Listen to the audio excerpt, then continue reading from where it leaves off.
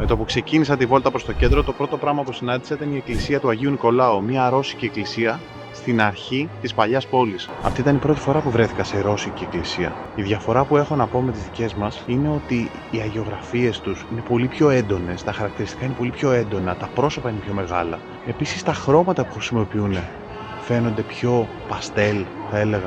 Πάρα πολλές εικόνες σε ψηφιδωτά και πολλές από αυτές μοιάζουν με έργα τέχνης, λες και είναι ζωγραφισμένα σε καμβά. Θα μπορούσαν άνετα όλα αυτά να ήταν σε μουσεία, αν και η συγκεκριμένη εκκλησία είναι ένα μουσείο από μόνη της. Επίσης, ο τρούλος ήταν μοναδικός. Τα παράθυρα ήταν πολύ έξυπνα τοποθετημένα και το φως που έμπαινε μέσα χτύπαγε ακριβώς τα πρόσωπα των εικόνων. Αφήνω πίσω μου αυτό τον υπέροχο ναό και με αυτό το μοναδικό τρόπο να ξεκινήσω την ημέρα μου, συνεχίζω προς την παλιά πόλη. Μπούνα αντιμινάτα! Ή αλλιώς καλημέρα από το όμορφο Βουκουρέστι. Βρισκόμαστε ακριβώς έξω από το Πανεπιστήμιο, στην είσοδο της παλιάς πόλης. Και τι τέλεια μέρα, τι τέλειος καιρός για να ξεκινήσουμε μια βόλτα μέσα στα σοκάκια της παλιάς πόλης. Ξεκινάμε τη βόλτα μας μέσα από την παλιά πόλη, από το Λιψκάνι. Είναι το μοναδικό κομμάτι που έμεινε ζωντανό από το παλιό Βουκουρέστι. Και παρόλο που πλέον είναι γεμάτο καφέ και τουρίστες, αν κοιτάξεις λίγο προσεκτικά, η ιστορία είναι παντού γύρω σου.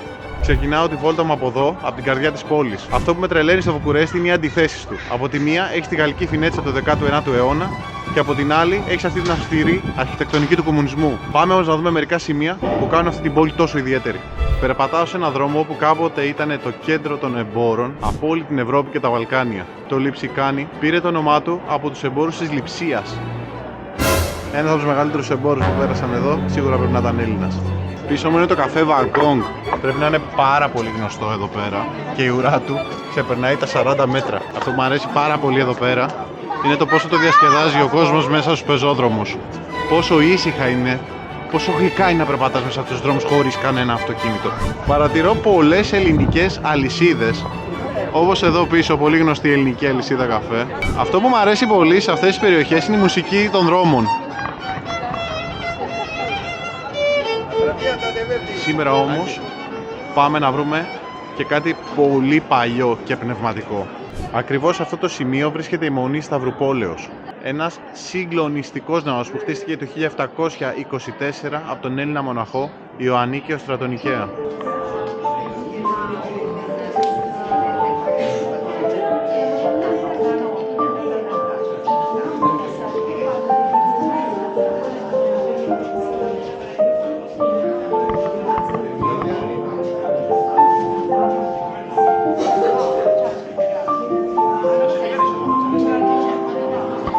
Ρίξτε μια ματιά στις αρχαιογραφίες. Αν και έχουν ξεθοριάσει με τον χρόνο, η ζεστασιά που νιώθεις εδώ είναι περισσότερη και από έναν μεγάλο καθεδρικό ναό.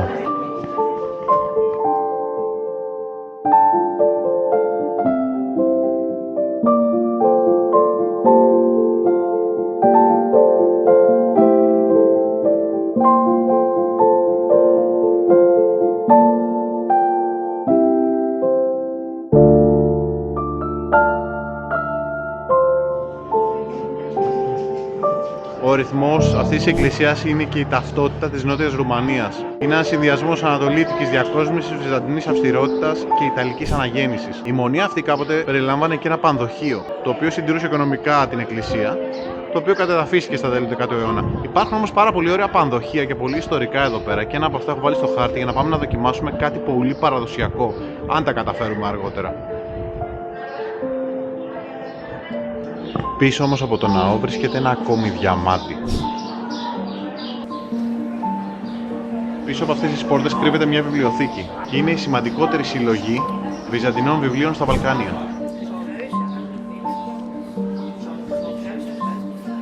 Δεν μπορώ να φανταστώ ποιοι βρίσκονταν εδώ πέρα πριν πολλά χρόνια. Αυτό μου αρέσει. Αυτό που μου αρέσει στα ταξίδια, να περπατάω μαζί με την ιστορία. Μπορεί να μην γνωρίζω πράγματα γι' αυτά, αλλά το ότι βρίσκομαι εδώ και αγγίζω αυτά τα πράγματα με κάνει να νιώθω πολύ διαφορετικά. Δεν είναι λίγο περίεργο που είναι όλα τόσο πολύ εκτεθειμένα εδώ πέρα? Στις καιρικές συνθήκες στον κόσμο, μια βλακεία να γίνει εδώ πέρα, τα έχεις διαλύσει όλα.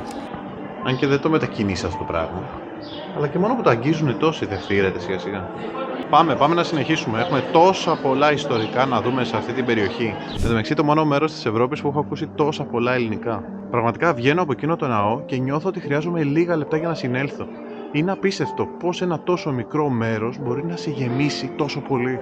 Αυτό όμως που με αφήνει με το στόμα ανοιχτό στα ταξίδια είναι η αντίθεση του χώρου. Μόλις έκανα 5 βήματα και βγήκα από το ναό, από αυτή την ησυχία του 18ου αιώνα, ξαφνικά βρέθηκα στα καφές και στη μουσική της παλιάς πόλης. Σαν να πέρασα από μία πύλη στο χρόνο. Αυτό είναι που μου αρέσει. Αυτό μου αρέσει πάρα πολύ στα ταξίδια.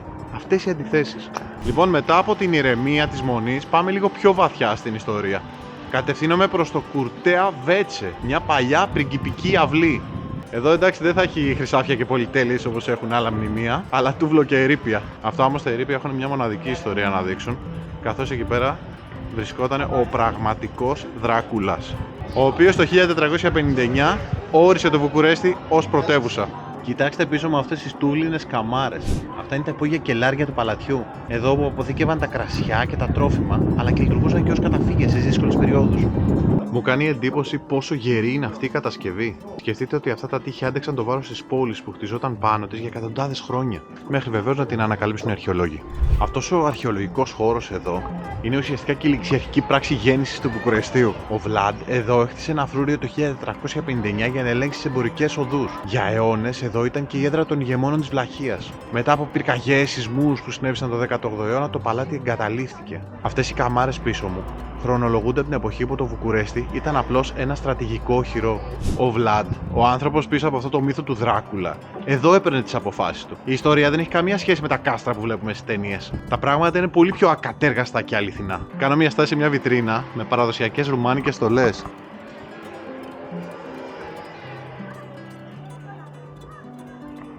Πόσο ωραία παράδοση έχει η Ρουμανία, πόσο ωραίο να μπλέκει σε όλα αυτά τα πράγματα. Αυτό το μοντέρνο που έχουν βάλει τον Βλάντ πάνω σε μπλούζες με σκυλάκια και εμφανίσεις ποδοσφαίρου της Ρουμανίας.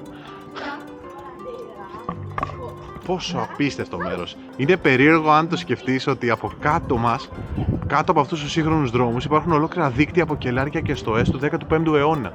Αξίζει όμως να σχολιάσουμε τι βρίσκεται ακριβώς δίπλα από αυτή την αυλή. Και μιλάμε για την εκκλησία του Αγίου Αντωνίου που είναι πίσω μου. Το παλαιότερο κτίριο στο Βουκουρέστι που διατηρείται μέχρι σήμερα στην αρχική του μορφή. Το συγκεκριμένο κτίριο πίσω μου χτίστηκε το 1559 και για αιώνες ήταν η επίσημη εκκλησία των ηγεμόνων της Βλαχίας. Εδώ μάλιστα γινόταν και η στέψη τους. Πάμε να τη δούμε από μέσα. Παιδιά, πόση ιστορία μαζεμένη σε τόσο λίγο χώρο. Βγάζουμε γυαλί. Καλά, ήδη από την πόρτα παθαίνει σοκ. Ήδη από την πύλη παθαίνεις πλάκα. Πάμε να δούμε μέσα. Ησυχία τώρα.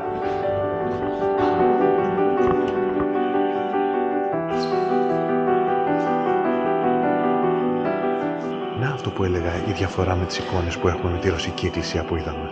Οι δικές μας βρίσκονται μέσα σε ένα γυαλί, ενώ εκεί είναι σαν καμβά, σαν να τους έχουν ζωγραφίσει σε καμβά.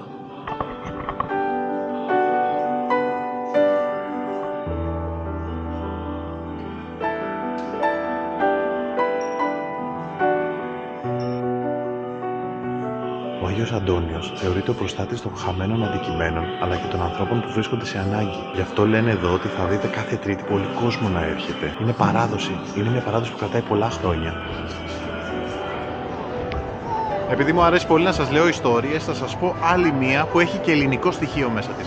Πίσω μου είναι το Καρτερέστι Καρουσέλ, γνωστό έως και το κάστρο του Φωτός. Αναμφίβολα ένα από τα πιο εντυπωσιακά βιβλιοπωλεία στον κόσμο. Βρίσκεται στην καρδιά της παλιάς πόλης του Βουκουρεστίου και στεγάζεται σε ένα κτίριο με συναρπαστική και κάπως περιπετειώδη ιστορία. Πάμε μέσα. Δεν είναι απλώς ένα μέρος να αγοράσεις βιβλία. Είναι ένας πολιτιστικός προορισμός 1000 τετραγωνικών μέτρων απλωμένος σε 6 επίπεδα. Και επειδή μίλησα για ελληνικό στοιχείο, να σας πω. Το κτίριο αυτό ανοιγήθηκε το 1903 και η μοίρα του είναι άρρηκτα συνδεδεμένη με τη δυναστεία των Χρυσοβελώνιδων, μιας ισχυρής οικογένειας τραπεζιτών ελληνικής καταγωγής. Αρχικά, το κτίριο στέγαζε την έδρα της τράπεζας Χρυσοβελώνη. Η αρχιτεκτονική του αντανακλούσε το κύρος της οικογένειας με νεοκλασικά στοιχεία και μια επιβλητική εσωτερική δομή. Το 1948, κατά τη διάρκεια του κομμουνιστικού καθεστώτος στη Ρουμανία, το κτίριο κατασχέθηκε και εθνικοποιήθηκε. Μετατράπηκε σε πολυκατάστημα με το όνομα Φαμίλια, χάνοντας σταδιακά την παλιά του έγκληση. Μετά όμως την πτώση του κομμουνισμού, ο Γιάννης Χρυσοβελώνης, εγγονός του αρχικού ιδιοκτήτη, έδωσε ένα δικαστικό αγώνα που διήρκησε σχεδόν 24 χρόνια για να πάρει πίσω την οικογενειακή του περιουσία. Αφού το κέρδισε, αποφάσισε να το αποκαταστήσει πλήρως, μετατρέποντάς το στο λίδι που βλέπουμε σήμερα, το οποίο άνοιξε τις πόρτες του το 2015.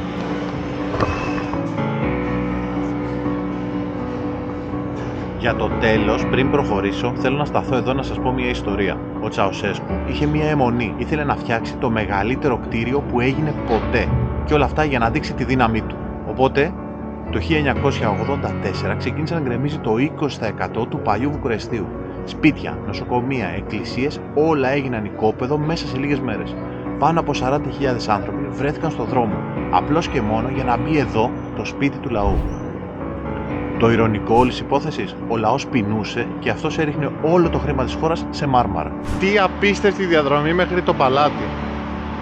Όλος ο δρόμος είναι ένας τεράστιος πεζόδρομος με ποδηλατόδρομο στην άκρη, ακριβά σπίτια, ακριβά μαγαζιά. Πίσω μου είναι η πολύ μεγάλη πλατεία με το Σιτριβάνι, η οποία βρίσκεται υπό κατασκευή. Την αλλάζουν εντελώς από ό,τι έδειχνε το σχέδιο και θα πάρει κανένα χρόνο. Οπότε δεν έχω κάτι να τραβήξω. Και όλη η διαδρομή στη μέση έχει συντριβάνια. Μετά από 2 ολόκληρα χιλιόμετρα περπάτημα, ειδού το σπίτι του λαού.